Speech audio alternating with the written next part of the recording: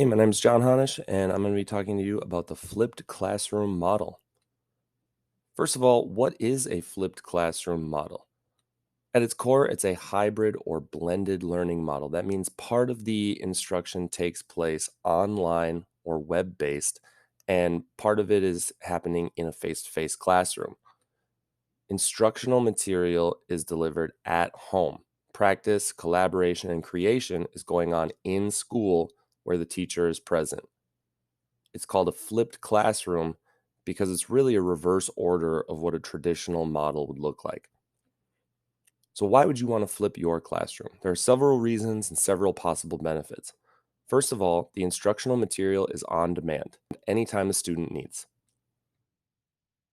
This means that teachers have more time to work with students one on one while in the face to face classroom. It also means that there's greater opportunity for student collaboration. Students can work together in small groups or participate in larger group opportunities like discussions or debates. And this also gives a greater opportunity for hands on learning and project based learning. Students have an opportunity to create and to apply these lessons.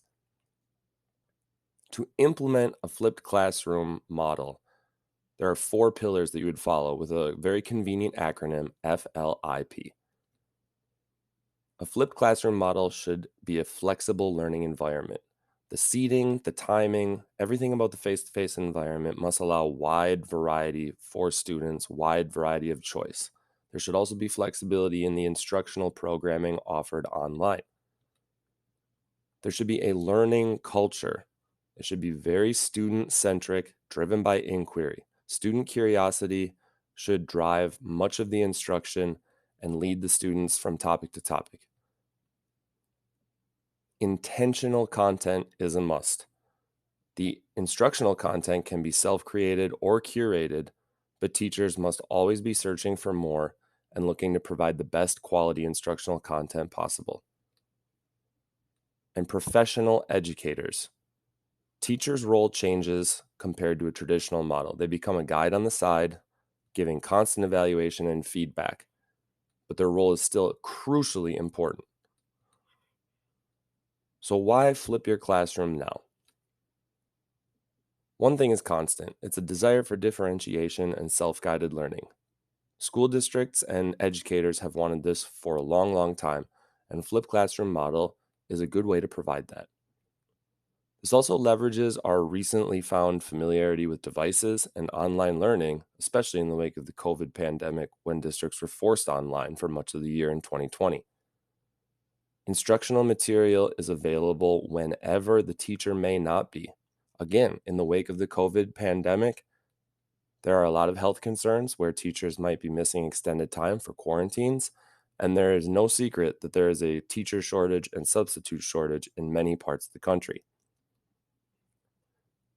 Best practice when it comes to flipped classroom will always require following universal design for learning guidelines.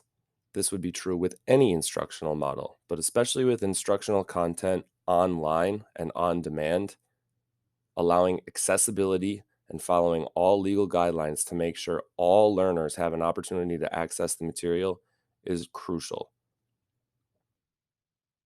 Getting students to buy in is also a crucial part of best practice when it comes to flipped classroom model.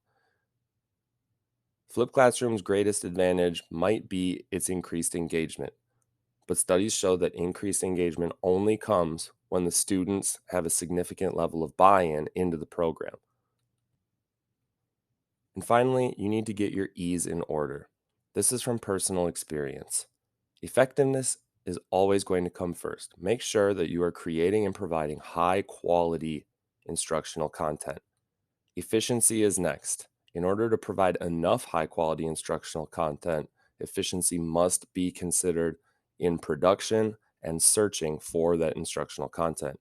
And finally, entertainment.